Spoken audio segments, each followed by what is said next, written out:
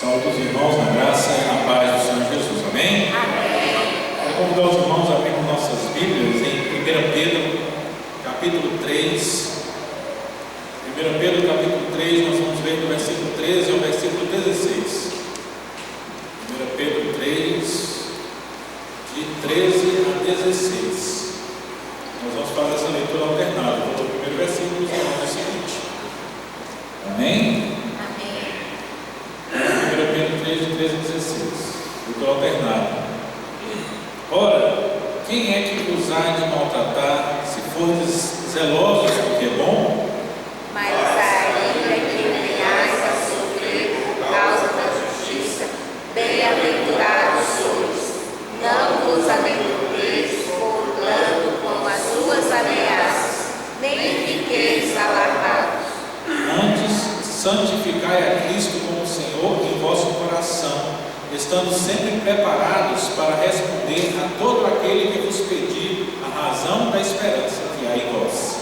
Fazendo-o todavia com mansidão e temor, com boa consciência, de modo que naquilo em que falam contra vós outros, fiquem envergonhados os que difamam a vosso bom procedimento em Cristo. Amém. Vamos orar, seus olhos comigo? Senhor Deus e Pai, nós te agradecemos, Senhor, por estarmos aqui reunidos em teu nome, Pai. Nós te agradecemos pela tua palavra lida e lhe pedimos, ó Pai, que o Senhor nos ilumine para que possamos compreender o que da tua palavra vai ser ensinado aqui nesta manhã. Que o Senhor traga para nossos corações aquilo que o Senhor tem preparado, o propósito do teu Santo Espírito para nós, ó Pai. É em nome de Jesus Cristo, seu Filho amado, que nós lhe pedimos e agradecemos. Amém.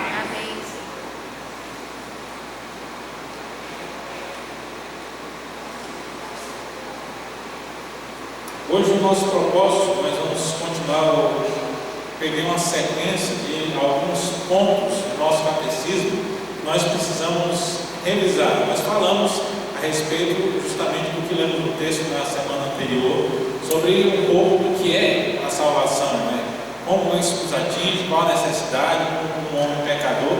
E eu achei importante nós entendermos agora algumas perguntas a mais à frente, sobre a questão e a função de Cristo como nosso Redentor. Porque muitas vezes as pessoas dizem: eu sou cristão, eu acredito em Jesus, mas como é que ele acredita em Jesus? E qual Jesus que ele acredita? Porque nós muitas vezes tratamos como se fosse uma coisa assim só, mas há muitos cristos que são pregados aí. E quando a palavra fala lá, dizendo que haveriam falsos mestres e falsos cristos, não são só outras pessoas que apareceriam dizendo-se ser Cristo, mas nós observamos hoje justamente as pessoas compreendem Cristo de uma forma diferente. Então não é o Cristo que a gente crê na Bíblia, mas tem muitos Cristos por aí. A pessoa acredita no Cristo diferente daquilo que ele é apresentado e de como ele é revelado na Sagrada Escritura. Então, quando a palavra diz que aquele que diz Senhor só pode ser pelo Espírito Santo de Deus, ou aquele que me confessa, eu confessarei diante do Pai, essa confissão precisa ser feita corretamente, apresentando Cristo como Ele é e como Ele nos é revelado, não o Cristo que as pessoas criam na sua própria cabeça. Porque assim como a gente que está do lado, às vezes a pessoa cria uma imagem da gente que não corresponde à nossa própria pessoa, né? Tem gente que cria uma imagem, né? Por causa do que um falou, o outro, não sei o quê, porque viu às vezes uma situação, aí você já quer, o fulano é assim. E muitas vezes a imagem ela não corresponde à realidade, quanto mais Cristo. E tanto é falado por tantas pessoas que falam de tantas formas diferentes. Muitas vezes as pessoas criam uma imagem do Senhor que ela não corresponde à nossa realidade. Por isso que nós vamos ver o triplo ofício de Cristo. Nosso catecismo nos ensina que Cristo, como nosso Redentor, ele exerce algumas funções. A pergunta 23 ela começa justamente com isso, ela é introdutória. Que funções exerce Cristo como nosso Redentor? E ele vai responder que Cristo, como nosso Redentor, exerce as funções de profeta, sacerdote e rei. Guardem bem, são esses três temas que nós vamos trabalhar nessa manhã. Tanto no seu estado de humilhação, como no seu estado de exaltação. medo do microfone acabar a bateria. Agora só falta o apresentador acabar a bateria aqui também no meio. Então, ele exerce as funções de profeta, sacerdote e rei. Nós vamos ver aqui que a função de profeta, conforme Atos 3:22, isso: o Senhor Deus nos suscitará dentre vossos irmãos um profeta semelhante a mim, a ele ouvireis em tudo quanto vos disser. Lucas registra o discurso ali a respeito de Jesus Cristo, né, trazendo as palavras de Moisés. Então, nós vemos aqui Cristo sendo apresentado justamente como profeta, e como profeta ele exerce as funções justamente de nos revelar a Deus, mas nós vamos ver isso melhor um pouco mais à frente. Ainda ele vai falar que como sacerdote, Hebreus 5, versículos 5 e 6, aí tem um versículo só, versículo 6. Quem pode ler para nós, então? Eu vou ficar lendo sozinho hoje, já me ajudar. Versículo 6. Como em outro lugar também diz: tu és sacerdote para sempre, segundo a ordem de Melquisedeque. Então, Jesus exerce a função de sacerdote e, por último, ele exerce a função de rei. Nós temos dois textos, quem possa ler para nós, Salmo 2:6 aí.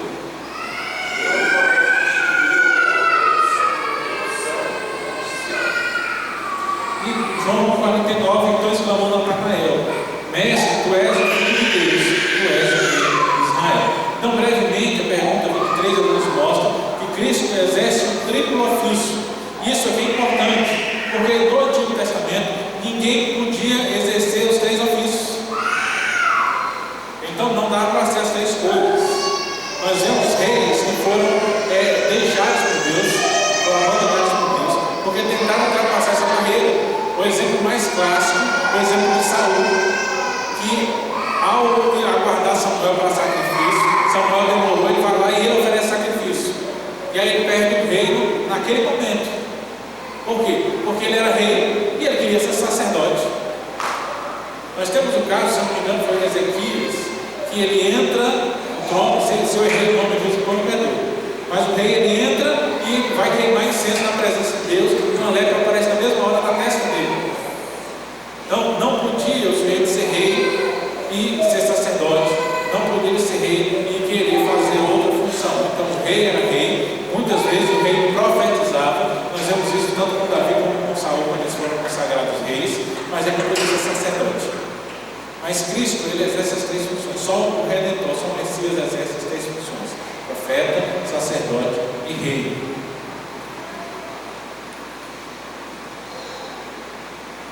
Aí a pergunta 24 ele vai entrar justamente: como exerce Cristo as funções de profeta? João 1,18, quem pode ler para nós?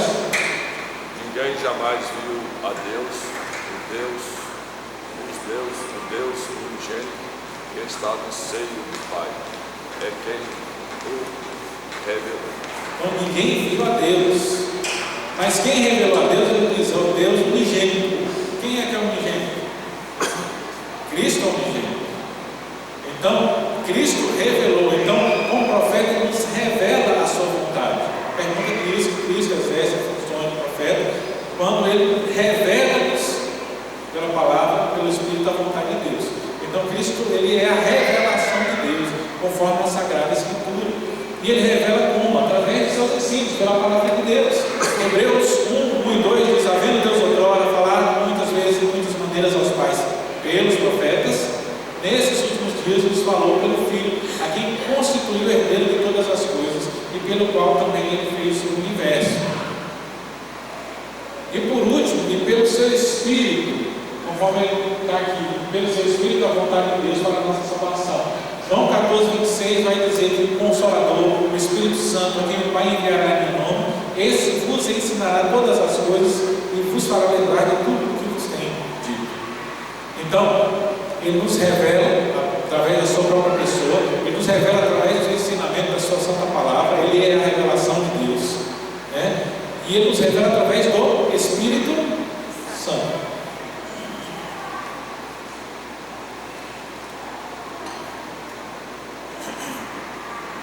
Que eu quero que a gente faça um parênteses e pense. Então, Cristo, na função de profeta, ele é a revelação de Deus. Então, tudo que nós temos a partir de Deus, ele é refinado através da revelação de Cristo.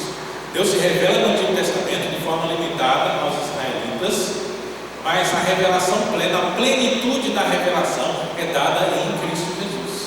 Então, se nós temos que crer em Cristo. E aí a gente já entra alguns grupos que se dizem servos de Deus, mas que não têm a revelação de Cristo como ela é essencial.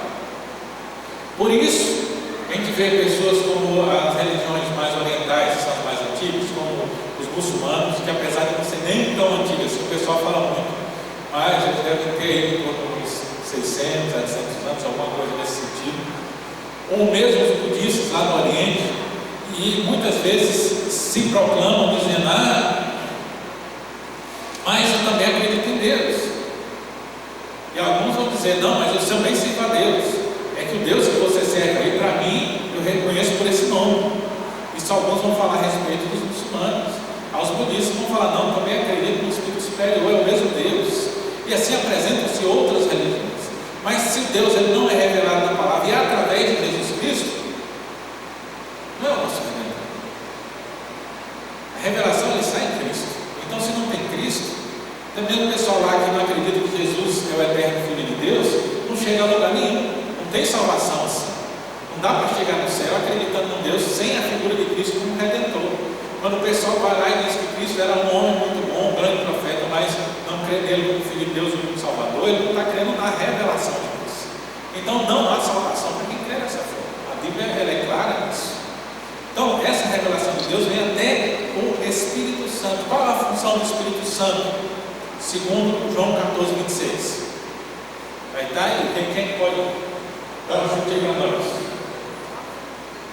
Mas o Consolador, o Espírito Santo, a quem o Pai enviará em meu nome, esse vos ensinará todas as coisas e vos fará lembrar de tudo o que vos tenho dito. Então, resume bem, a função do Espírito Santo é nos ensinar o quê?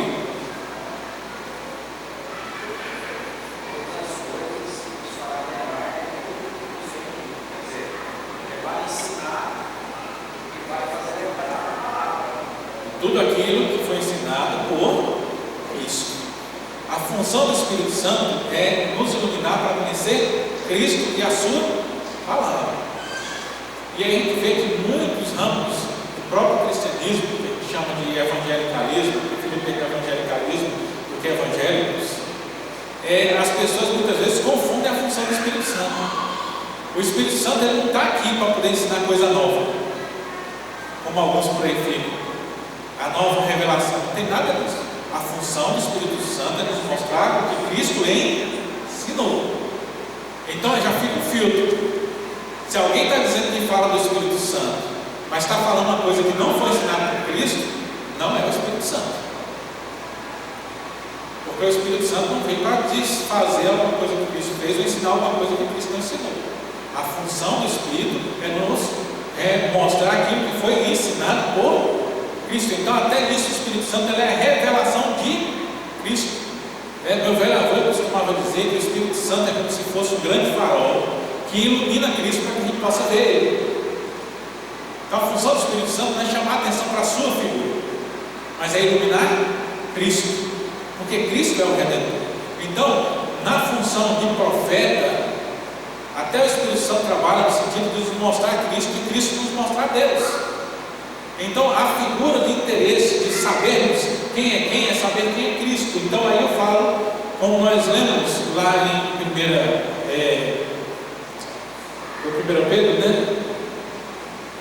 Lá em 1 Pedro, nós precisamos ter a capacidade de responder qual a razão da nossa fé. Isso é a nossa evangelismo. E qual a razão da nossa fé? Nós temos um Cristo que eu tenho que recebê-lo como profeta na minha vida. Então quem é Cristo? Função de profeta, ele nos revela a Deus. Então ele é o grande profeta que nos revela a Deus. O texto que nós lemos lá em Hebreus, ele faz uma comparação e traz uma palavra de Moisés, porque Moisés foi o grande profeta de Deus no Antigo Testamento. Quem aqui, eu não sei se os irmãos conhecem, acho que a maioria deve saber, né? Moisés foi quem escreveu os 5 primeiros livros da Bíblia. Nós chamamos de Pentateuco: Gênesis, Êxodo, Levítico, Números e Deuteronômio. O que é que tem nos 5 primeiros livros da Bíblia? A revelação de Deus. Gênesis vai nos mostrar o Deus que criou o mundo, como Ele preparou tudo, escolheu o seu povo. Êxodo nos mostra como Ele liberta o seu povo, apresenta como Deus libertador. Levítico, Números e Deuteronômio 3 nos mostra a lei de Deus e o que Deus quer de nós. Então, Moisés revelou a vontade de Deus para o povo de Israel.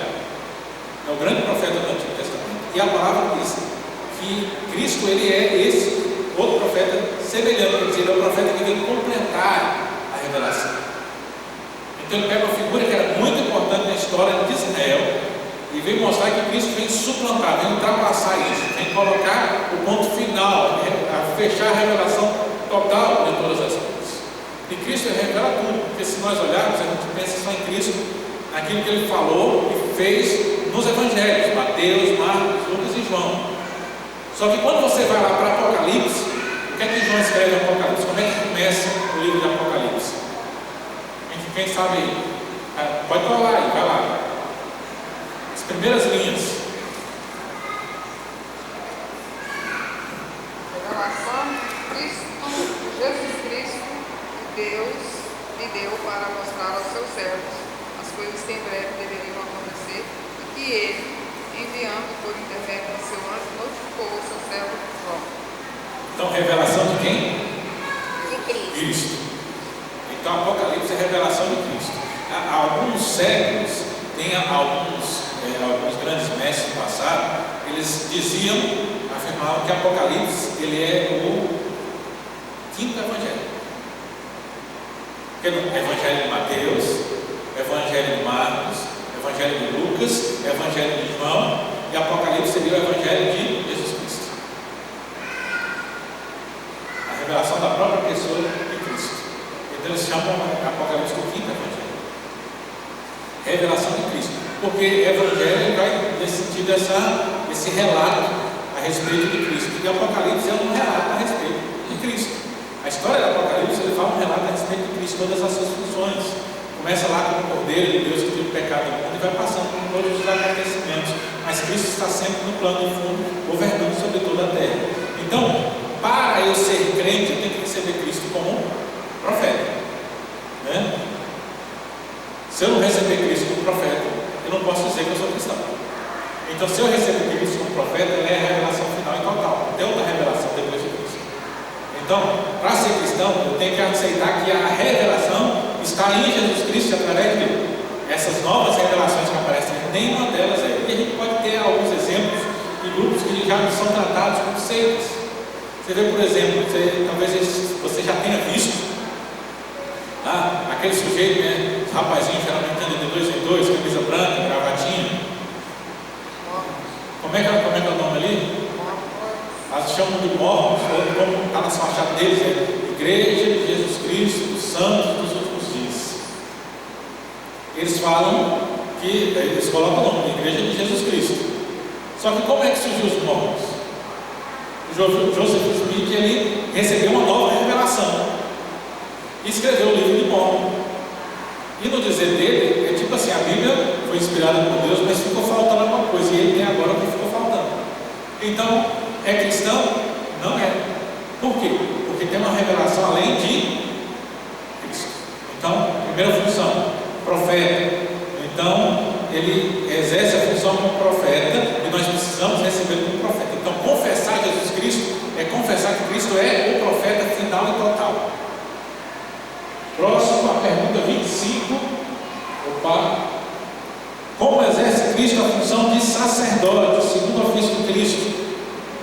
Cristo exerce a função de sacerdote, oferecendo-se a si mesmo uma vez em sacrifício para satisfazer a justiça divina, reconciliar-nos com Deus e fazendo contínua intercessão por nós.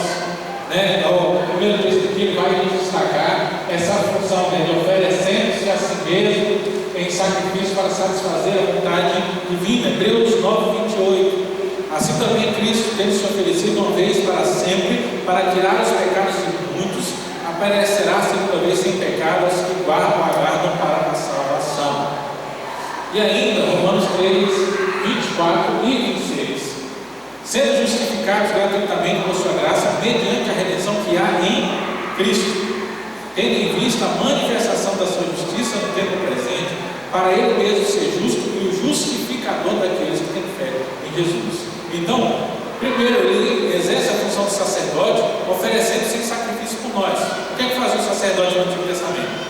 Ele ficava lá no templo, a pessoa chegava, estava em pecado, levava o cordeiro, entregava para o sacerdote pegava a faca, cortava o pescoço do cordeiro, tirava o sangue, aí tirava o couro, sangrava, separava ali, colocava diante do altar e oferecia-se o sacrifício pelo pecado. Então a pessoa ia diante do sacerdote para pedir perdão. Então ele estava ali, ele estava arrependido. Hoje a gente só faz uma oração pedindo a Deus perdão e falando do nosso arrependimento, e a gente está perdoado. Lá no tempo de Israel, você tinha que pegar o cordeiro e levar lá no templo para pedir perdão pelos pecados do ano que você cometeu. Já imaginou se eu tivesse que fazer isso? E aí tinha que levar diante do sacerdote. Ele não podia só em casa pegar aquele quintal, montar um altar e oferecer o sacrifício. Ele tinha que levar lá do sacerdote. O sacerdote era que fazia essa ligação. Então ele recebia, oferecia o sacrifício, e aí no ritual ele aspergia o sangue, aspergia as cinzas para poder fazer a purificação sobre o pecado. Só que aí vem Cristo e oferece a si mesmo o sacrifício. Não é mais um cordeiro, mas o sacrifício do próprio Filho de Deus, justamente para pagar o preço pelos nossos pecados. E por causa desse sacrifício é que hoje nós podemos simplesmente orar, fechar os nossos olhos e confessar a Deus os nossos pecados. A palavra diz que se confessarmos os nossos pecados, Ele é fiel e justo para nos perdoar dos nossos pecados e purificar através do seu sacrifício.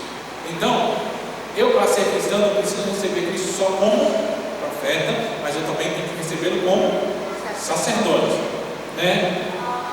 Como sacerdote, nesse primeiro aspecto, a gente ainda tem mais coisa aqui do sacerdote, mas o que é que muitas vezes nós temos errado? Que a gente diz que recebe Cristo como Senhor, mas a gente não tem feito isso reconhecendo Ele como sacerdote na nossa vida. Alguém tem um chute aí? É algo bem comum, não é depreciação, só para a gente ficar ligado, que às vezes a gente faz as coisas e a gente nem percebe o que está fazendo, porque a gente é influenciado pelo meio que está ao nosso redor. Muitas vezes a gente não vai direto na Bíblia. Esse dia eu estava vendo com o pessoal, né? E lembrando, todo mundo já viu aquela história, né, das 100 ovelhas. Aí eu gosto de perguntar, aqui talvez não tenha gente lembra que eu já falei aqui. E aí o pastor tinha 100 ovelhas, vão se perder. Ele deixou as 99 na onde? Quem se lembra aí?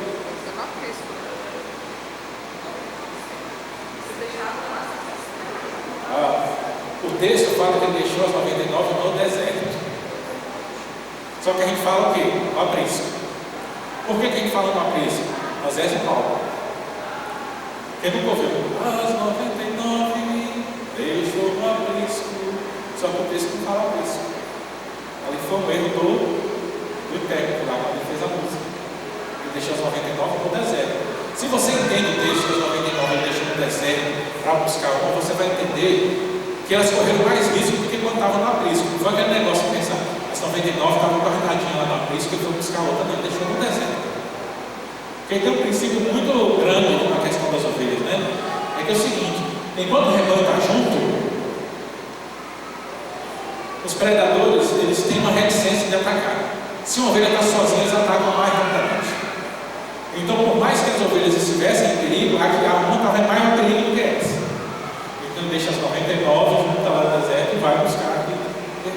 Mas o meio influencia, e às vezes o meio nos influencia. Por quê? Porque a gente diz que recebe Cristo como sacerdote, e como sacerdote ele se ofereceu uma vez por todas, mas a gente influenciado pelo meio, às vezes fica querendo fazer as coisas para poder merecer a salvação de Deus. Né? E a gente vai lá na teologia, eu gosto muito dos termos teológicos, não porque eles são complicados, mas porque eles são precisos. Infelizmente a gente não decora tudo. Né? Aí na teologia reformada nós somos chamados a respeito da salvação de monergistas. Existem dois tipos, existe o monergista e o sinergista. Monergista quer dizer que a salvação é toda de Deus. Então, é tipo assim, Deus foi lá, como a gente cantava aquelas canções antigas, né? Que a gente estava afundado num tremedal de lama e Ele nos tirou e nos colocou os pés sobre a rocha. Então Ele vai lá e nos arranca da lama do pecado e nos salva. Só que a gente vem sendo influenciado por uma teologia, que é uma teologia sinergista, que é o pessoal que acredita o seguinte: eu estava no tremedal de lama, Jesus chegou lá e ofereceu salvação e eu fui até Ele para poder dar a mão para Ele. Então eu tenho parte disso. Que é aquela ideia, eu faço a minha parte e que Jesus vai completar. Que lá no fundo é uma ideia que é católica, né? Porque a ideia da salvação da Igreja Católica é o seguinte: a Igreja ainda tem os méritos dos santos, sabe, os apóstolos, o pessoal que morreu no Evangelho, que no sentido fizeram muito mais do que precisavam para ser salvos. Então sobrou, né? Eles foram salvos, ficou de crédito deles, a igreja ela tem poder sobre aquilo. Então quem é batizado na igreja, faz parte da igreja, quando ele não viveu o suficiente para dar um nível ali para poder ser salvo, a igreja tem o poder de pegar o crédito que elas têm lá e completar para poder a pessoa ser salva. Então a pessoa faz uma parte e através da igreja é completo para você ser salvo. Essa é a teologia católica a respeito da salvação. Só que tem muito evangélico que transferiu, eles não falam que isso está na mão da igreja, mas eles acreditam que está no poder do crente. Então eu faço isso aqui, chegando até aqui, aí Cristo vai completar para poder ser salvo. E aí, quando a gente faz isso, a gente não está recebendo Cristo como sacerdote. Porque quando eu recebo Cristo como sacerdote, eu tenho que entender que é Ele que fez o sacrifício, né? No Antigo Testamento, eu tinha que levar o cordeiro para o sacerdote. Agora, com Cristo, eu não tenho que levar o cordeiro. Por quê? Porque Ele é o sacrifício. Então, Ele sendo o sacrifício, eu não preciso entregar sacrifício para Ele. Ele já fez tudo. Então, se eu recebo Cristo como meu sacerdote, Ele é o sacerdote para sempre, segundo a ordem de Melquisedeque, e que se ofereceu a si mesmo em sacrifício de uma vez por todas, não sendo mais preciso nada de sacrifício para que nós sejamos salvos. Então, quando eu recebo Cristo como sacerdote, eu entendo que a salvação está nele, já me foi dada. Eu não preciso completar a salvação. Tudo que eu vivo como cristão, ele é uma vida de consagração, é gratidão, mas eu não tenho que fazer mais nada para ser salvo. Então, para eu ser crente em Cristo, eu tenho que receber Cristo como sacerdote. E mais ainda, como sacerdote, Ele é responsável por nos reconciliar com Deus. Hebreus 2,17. Por isso mesmo convinha que em todas as coisas se tornasse semelhante aos irmãos, para ser misericordioso e fiel como sacerdote, nas coisas referentes a Deus, para fazer propiciação pelos pecados do povo. Então Ele é o responsável por nos reconciliar. Ele é o misericordioso Senhor que nos reconcilia com Deus. Então, vamos pensar naquilo que nós somos bombardeados, que está fora da nossa teologia. Por isso que eu estou trazendo aqui o catecismo para a gente voltar. Volto a falar. Vá lá, vá ler o breve catecismo. Procure, tenha acesso. Se você é crente presbiteriano, você tem que ter um breve catecismo em casa. Não pode ficar sem. É documento obrigatório. Então, ele nos vai mostrar o quê? Que não sou eu que me salvo, mas é Cristo que me reconcilia com Deus. A gente fala, tem o entendimento da pessoa, que ela deve aceitar Jesus, deve responder, mas não é a gente que faz, é Cristo que faz. Não sou eu que procuro a Deus, é Deus que me procura. Quem é que estava perdido? Não somos nós que salvamos perdidos? Como é que o perdido vai encontrar? O perdido ele é encontrado. Quando alguém se perde na mata, vê no noticiário, o que é que faz? Vamos fazer uma equipe de busca para o quê? Para tentar encontrar a pessoa que estava perdida. Então ele vai ser buscado. Então é Deus que nos busca. Então não somos nós que nos encontramos. O que a gente precisa fazer é o seguinte: é igual o cara que está lá, ele está no meio do mato perdido. Aí ouve o barulho do helicóptero passando assim em cima, procurando por ele. O que é que ele faz? Ele sai assim e fala: opa, estou aqui. O grande problema das pessoas é não entender isso. A pessoa que diz não ao evangelismo, diz não a Cristo, na verdade ele não está só dizendo não agora que faz bem. Ele é como um perdido que está no meio da mata, e aí quando o helicóptero aparece, ele se põe embaixo da moita. Não, quer saber que não, vou ficar aqui mesmo. Então, é Ele que nos reconcilia com Deus. E por último, é Ele que intercede por nós. Hebreus 7,25. Por isso também pode salvar totalmente os que por Ele chegam a Deus, vivendo sempre para interceder por eles. Já viu aquele discurso que o pessoal sempre fala que temos um advogado junto ao Pai? Eu já vi toda vez que eu creio que ele tem uma causa na justiça, alguma coisa, ele fala assim: não, meu advogado é Jesus Cristo. Não é essa aí não é a questão. Deus é advogado não é para poder ficar defendendo os nossos problemas aqui na terra, não. Você não vai contratar os nossos irmãos aí que trabalham para fazer essas coisas, fica só nessa para ver. Advogado junto ao Pai. Ele que está lá advogando por nós. Advogando como? Eu pego aqui,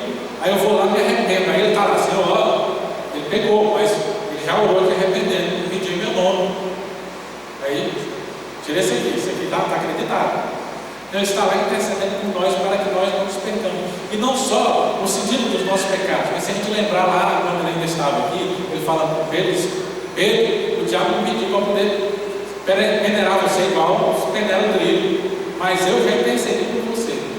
Então o diabo está aí atentando ao redor, e ele está intercedendo por nós diante de Deus para nos conceder livramento das tentações e dos pecados. Então, ele como sacerdote está fazendo isso, então eu preciso reconhecer também isso. Tem que reconhecer que ele está intercedendo por nós.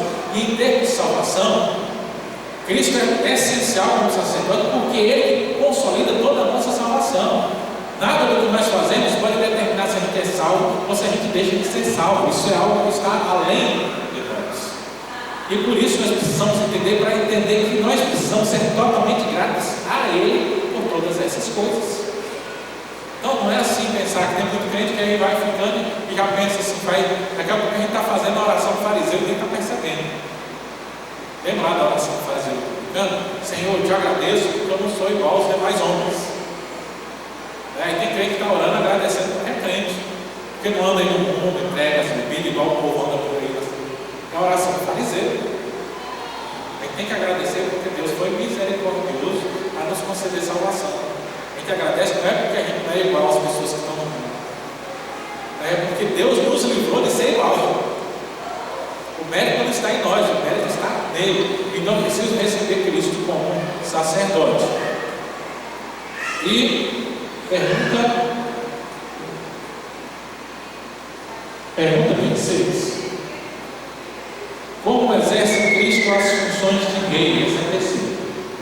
Qual é a grande questão? Ele diz que Cristo exerce as funções de rei, sujeitando-nos a si mesmo, governando-nos e protegendo-nos, contendo e subjugando todos os seus e os nossos inimigos.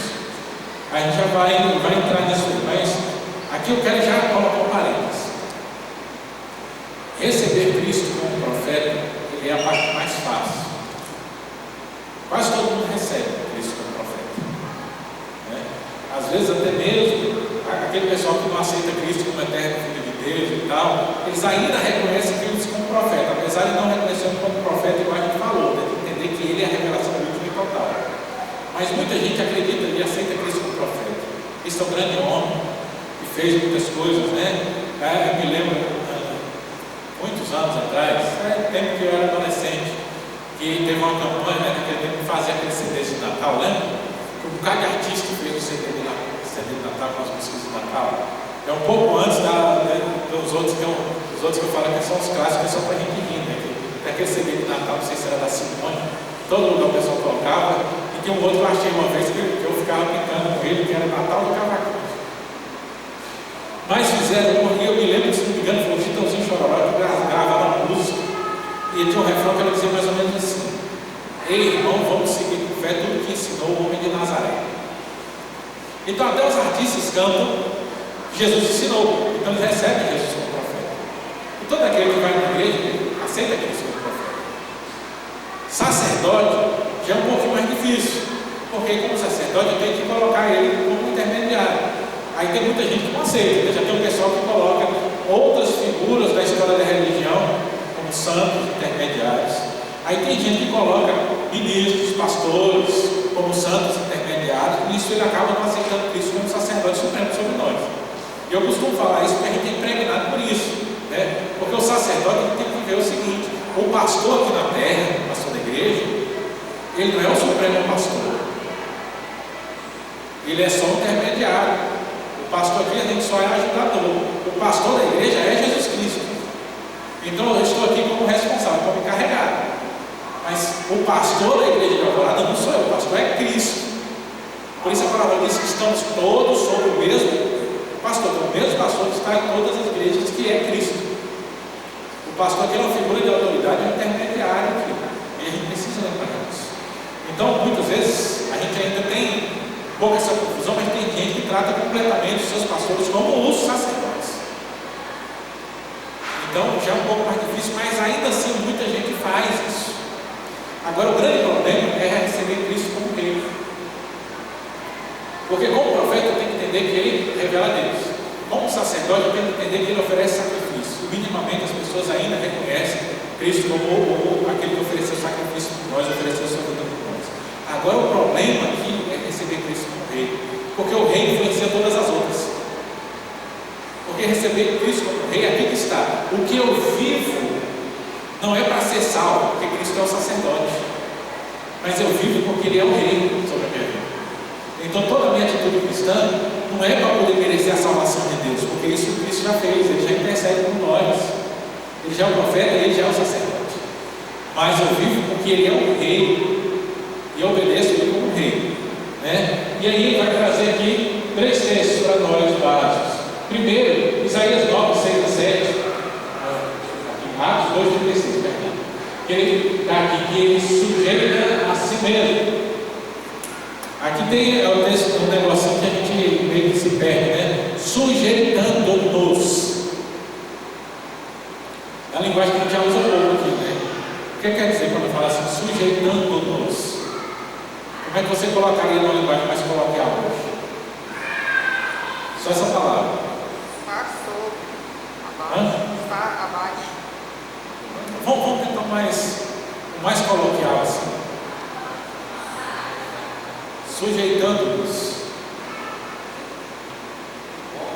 Nem tem a ver com estar abaixo. Eu estou procurando um.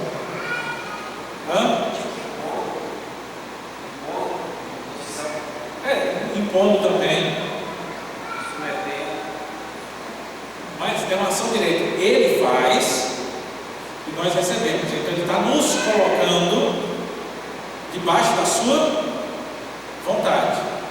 Repara aqui que não é nós nos sujeitando, mas Ele diz que Cristo exerce a função nos sujeitando. Quem é que sujeita? É Cristo.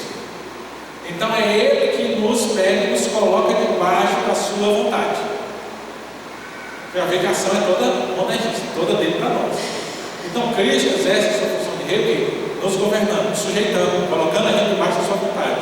Quando a gente pensa no rei antigamente, como é que o rei governava? Ele conquistava o povo e ele colocava todo mundo debaixo da sua vontade. Agora vocês são súditos do rei. E como súdito do rei, tem obrigações para com aquele que governa sobre mim. Essa é a questão. Então, Cristo vai nos sujeitar. Atos 2,36, esteja absolutamente certa, pois toda a casa de Israel, e que a esse Jesus que vós crucificastes, Deus o fez Senhor e Cristo. Só para ver se não é esse texto que está errado. Mas Deus o fez Senhor e Cristo. Então é algo que está além das nossas forças. Quando a gente fala para uma pessoa que ela precisa aceitar Cristo, não é no sentido que ela vai se sujeitar a Cristo. É Cristo que sujeita. A gente tenta resistir. Mas você está fazendo um teste ali para ver quem está recebendo isso e quem não está recebendo. Quem está tentando resistir e quem não está. E tem gente que vai tentar resistir, mas não vai conseguir. Esses são escolhidos. Aí tem gente que vai resistir porque ele não foi escolhido, porque ele não foi sujeitado por Cristo. Então não está nas nossas mãos, mas é Ele que nos sujeita. Então nós somos colocados debaixo do governo dele. Então Cristo exerce a função de rei, governando sobre nós, sujeitando, colocando debaixo da sua vontade. Segundo, nos governando e nos protegendo. Isaías 9, 6 e 7. Esse texto é bem conhecido, né? Pois um menino vos nasceu, e um filho se nos deu, e o governo está sobre os seus ombros, e seu nome será maravilhoso, conselheiro, Deus forte, Pai da eternidade e príncipe da paz. Eu gosto sempre de lembrar, quando eu leio esse texto aqui, é o seguinte: lembra, só para os irmãos nunca mais ler errado, né? O seu nome será, 2 pontos: maravilhoso conselheiro, filho. Não é maravilhoso e conselheiro, é maravilhoso conselheiro. Tá? Então, Ele está governando e nos protegendo. Ele é o governo. Então, quando você é súdito do rei, você está debaixo da proteção do rei. Se o povo está sob o domínio do soberano e ele é atacar o povo é o equivalente a atacar o rei. Então ele vai lá e manda suas tropas para auxiliar os seus súditos, porque ele é um rei zeloso. Então ele governa e nos protege. Então nós estamos debaixo das suas leis. Se nós estamos debaixo do império de Cristo, nós estamos debaixo das leis de Cristo. E debaixo da lei de Cristo, nós estamos debaixo da proteção de Cristo. Aí é que as pessoas não entendem. Tem gente que não quer ser governado por Cristo, mas quer estar debaixo das bênçãos de Cristo. Ele não quer que Jesus governe sobre ele, ele não aceita a lei de Cristo governando sobre ele, ele não se sujeita à lei de Cristo, mas ele quer ser protegido. E aí não dá. Se eu confesso a Cristo, eu tenho que receber ele como meu rei, soberano sobre a minha vida, para aí eu ter a proteção do Senhor, como meu rei. Né? E a gente tem que entender proteção no sentido que não quer dizer que nada vai acontecer. Porque também para um súdito, e a gente vê isso muito claro na vida dos apóstolos, também para um súdito é maravilhoso, é algo esperado, muitas vezes, que ele morre pelo seu Senhor. Porque a gente não é só protegido pelo rei, mas a gente luta pelo rei também. Porque o rei não só protege os seus cidadãos, mas ele espera que os seus cidadãos se levantem e peguem armas para proteger o rei. E o cidadão protegendo o rei, ele morre protegendo o rei às vezes. Então a gente está nessa condição também. E é a parte que a gente tem esquecido. Então por isso muita gente aceita Cristo como profeta, aceita Cristo como sacerdote, mas rejeita Cristo como rei. E quando ele rejeita Cristo como rei, ele rejeita a melhor parte, que ele acha que tem, mas ele não tem. Aqui em 1 Coríntios 15, 26, 27, ele equivale ao final da pergunta, que fala que ele subjuga todos os seus e nossos inimigos. Diz assim a palavra: o último inimigo a ser destruído é a morte, porque todas as coisas sujeitou debaixo dos pés, e quando diz que todas as coisas lhe estão sujeitas, certamente exclui aquele que a tudo lhe subordinou. Então, todas as coisas estão debaixo dos seus pés. E o último inimigo a ser sujeitado é a morte, versículo 26. Então nós estamos livres da morte porque é inimigo de Cristo. Se eu não faço parte do reino, então os meus inimigos não são inimigos do reino. Mas se eu faço parte do reino, estou seguindo a vontade do reino, os meus inimigos são os inimigos do reino. Deu para perceber? É quando nós estamos debaixo da vontade de Cristo como rei, que aí sim o reino ele é contra aqueles que são contra mim. Porque tem muito crente por aí, mas estão me perseguindo, é só porque eu sou crente. Às vezes não é só porque é crente, é porque ele é gente ruim mesmo. Aí na empresa todo mundo me persegue, não é porque você é crente, é porque você é um funcionário ruim.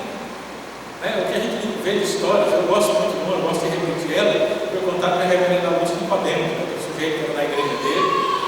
E aí ele chegou: pastor, estou desempregado, olha para mim e diz: o que aconteceu? Não, aquele pessoal da igreja, da empresa não gosta de crente não, e tal, o chefe me demitiu só porque ele não gosta de crente.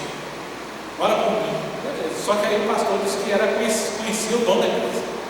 Aí foi conversar com o dono da empresa, disse: vou conversar com ele, de repente não ficar sem emprego, empregar, porque é que eu não vou embora. Aí foi conversar, não, e tal, a pessoa depois entrou no assunto: eu sou do fulano e tal, foi despedido, né? Aí o chefe disse: pastor, desculpa, eu sei que ele é lá na sua igreja, mas é o pior funcionário que eu já tive. O homem não trabalhava, vivia mostrando o serviço, e aí começou a falar, ele descascou. Aí eu tive que demitir ele, já chamei a atenção várias vezes, ele não mudou, eu tive que demitir. Aí o sujeito dizia: não, eu fui perseguido porque era crente. Era porque era crente? Não é porque era um funcionário ruim. Aí fica querendo colocar na conta do cristianismo o negócio. Mas aí que vem, quando eu estou no reino, e eu quero as coisas que não são próprias do rei, eu na verdade sou um revoltoso.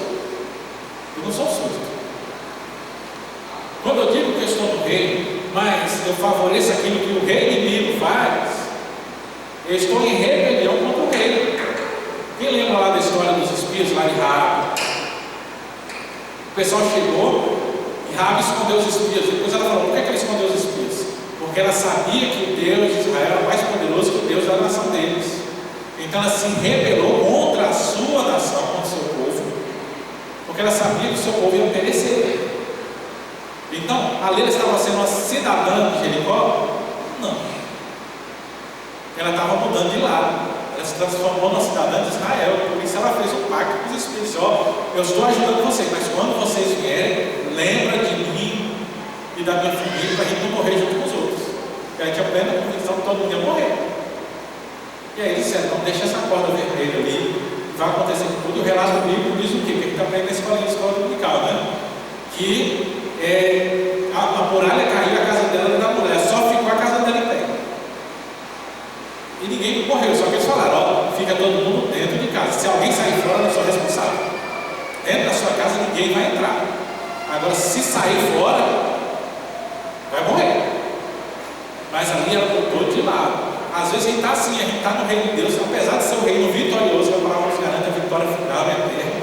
A gente está no reino de Deus, mas está fazendo as coisas pelo reino do mundo. Está vivendo pelo reino do mundo. Depois a gente quer as bênçãos de Deus.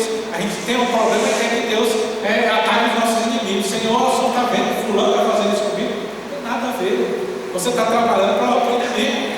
E aí depois que a proteção de Deus, o que é que o reino faz quando ele pega um súdito que ele não atende, quando ele trabalha contra o reino? Ele prende ele, condena ele. Por quê? Porque ele é um inimigo, ele é um infiltrado, ele é um agente secreto, ele é um agente infiltrado, né? Ele é um desertor. E a gente tem que tomar muito cuidado, porque tem muita gente que diz que recebe Cristo como rei, mas não recebe. E aí depois fica aquela história dentro das igrejas, tem gente que levanta e fala, não, é porque a igreja ela deixa o soldado ferido para trás, lá dentro. Eu gosto sempre de lembrar, como crentes nós somos soldados de Cristo. Agora tem uma diferença entre soldado ferido e soldado desertor. Porque a gente tem soldado desertor também. E a lei marcial é clara, né? Você sabe que o Brasil ele tem um único caso na lei de pena de morte. O Brasil tem pena de morte. É o código militar de guerra.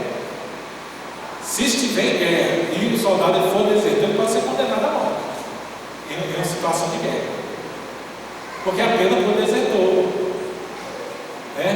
Então, tem o soldado ferido, você tem que cuidar, mas tem o desertor. Às vezes a gente está correndo atrás do desertor em vez de estar dando atenção para os feridos.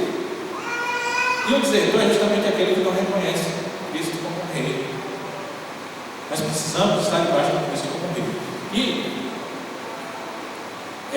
só vou passar rapidamente aqui na pergunta 27, porque quando nós falamos sobre a função de Cristo como tríplice ofício, profeta, sacerdote e rei, ele diz que ele exerce as funções de profeta, sacerdote e rei, tanto no seu estado de humilhação, quanto no seu estado de exaltação. Então eu vou pontuar aqui o estado de humilhação e o estado de exaltação, porque ele diz: a humilhação de Cristo consistiu em ele nascer, isto é, condição baixa, feito sujeito à lei, em sofrer as misérias dessa vida e a ira de Deus, e a amaldiçoar a morte na cruz, em ser sepultado e permanecer debaixo do poder da morte durante um certo tempo.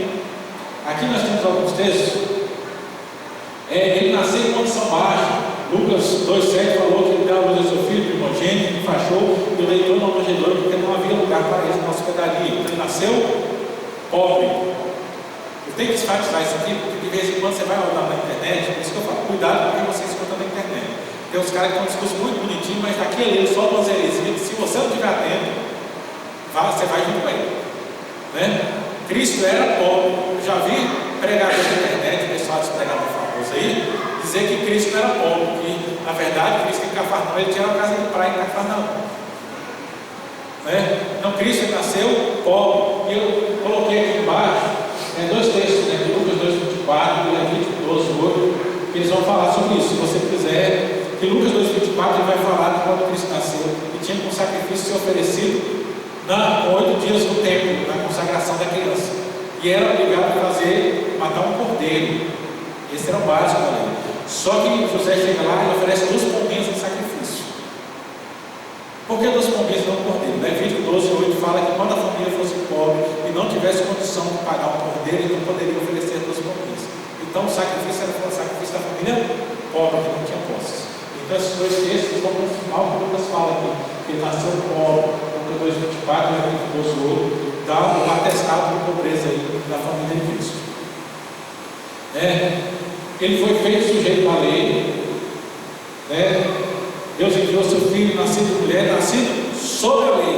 Então ele se sujeitou à lei, ele sofreu as misérias dessa vida. Isaías lá em 53 ele vai falar sobre isso.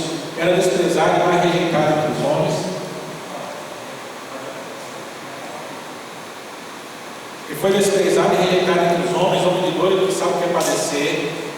Mateus 27,46, ele estava debaixo da reina de Deus, quando ele fala lá, Eli, lama sabachthani, Deus meu, por que me desamparaste? Toda a ira de Deus foi colocada sobre ele, e amaldiçoado, morto na cruz. Gálatas 3,13, diz: maldito é todo aquele que for pendurado com madeira.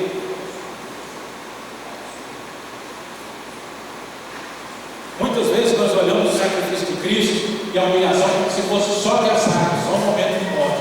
Mas o estado de humilhação de Cristo foi desde o nascimento até a sua morte. Toda a vida de Cristo aqui foi uma vida de humilhação. Você acha que o Filho de Deus ser apontado dele pelos fariseus não era humilhação? Então a gente precisa entender isso. Humilhação é toda a vida que ele se sujeitou como ser humano aqui. Isso é a humilhação que Cristo passou por nós. E a pergunta 28, exaltação. O que é que consiste o estado de exaltação de Cristo? Consiste em ele ressurgir dos mortos no terceiro dia, subir ao céu, estar sentado à mão direita de Deus Pai e vir para julgar o mundo no seu último dia. Então, ele ressurgiu dos mortos, 1 Coríntios 15,4, né?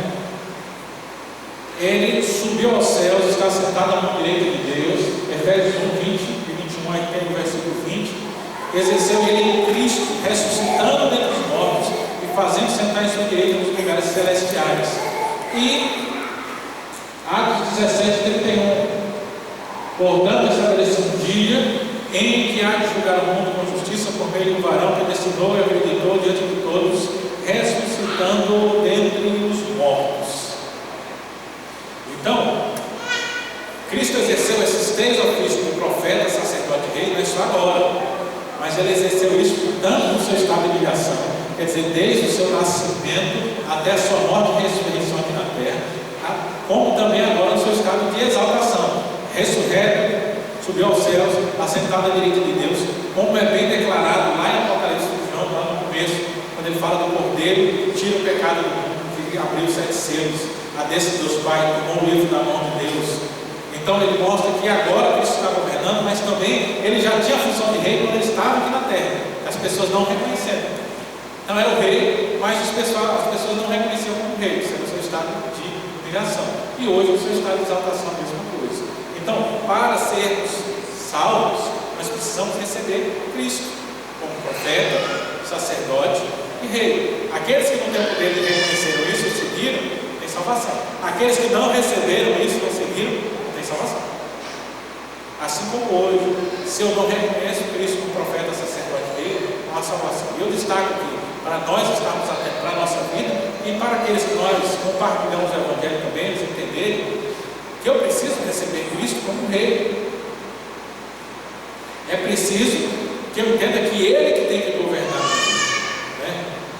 Eu me lembro lá no começo do ministério, né, no grupo de jovens que trabalhavam, eles fizeram uma peça uma vez, retratando isso, né? A peça era uma brincadeira que a pessoa chegava assim e tinha um banquinho. Ele dizia: não, tem um banquinho aqui, quem senta nesse banquinho é quem toma as decisões da minha vida.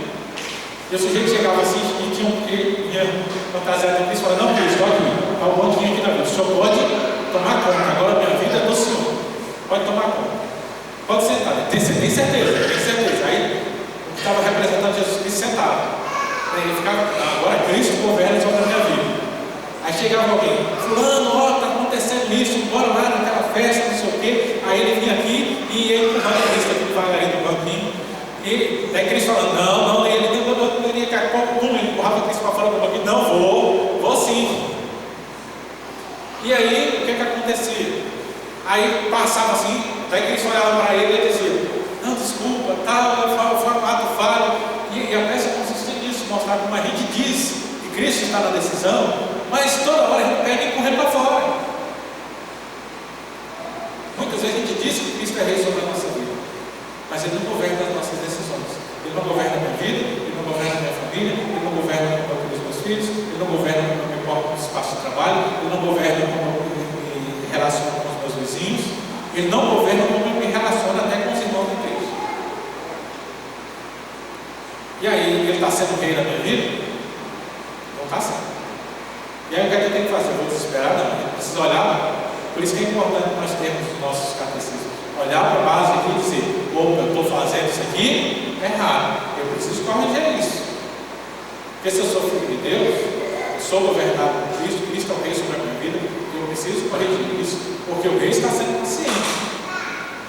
Mas se eu não corrigir, é um sinal que eu nunca pertenci ao rei. Se o coração dele sempre falar, não, mas isso eu não faço, então é porque isso não faz parte da sua vida. E aí você não é o súdito do rei, você é um agente espião infiltrado. E aos agentes espiões, você pode até viver bem até a volta dele. Mas quando ele voltar, ele vai falar, como a palavra diz, olha, separa as ovelhas dos bodes. Sabe por que a Bíblia usa os dois termos? Você já conviveu com os dois animais na roça? Já. A ovelha ela obedece, o bode ele dá a cabeçada. O bode é teimoso. O bode ele pula a cerca, ele sobe em árvore. A ovelha não, a ovelha fica embaixo do chão. O bode não, o bode é diferente. Você procura o bode na internet, você vai ver um monte de vídeo no YouTube dos bodes dando cabeçada no povo. As ovelhas também de vez em quando dá, mas elas são mais, os bodes não, ele é totalmente reativo. Então, quem é ovelha? Quem se sujeita ao rei. Quem é bode? Quem não recebe Cristo como governador da sua vida. E aí bode, no último dia, não vai para a glória. Bode vai para o tormento eterno.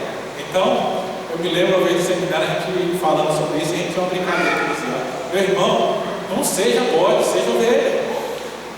E a gente precisa fazer isso, a gente precisa resgatar a ovelha que é nós, porque nós somos chamados de ovelhas de Cristo, aquelas que se sujeitam ao Senhor, o Rei sobre a nossa vida. Amém?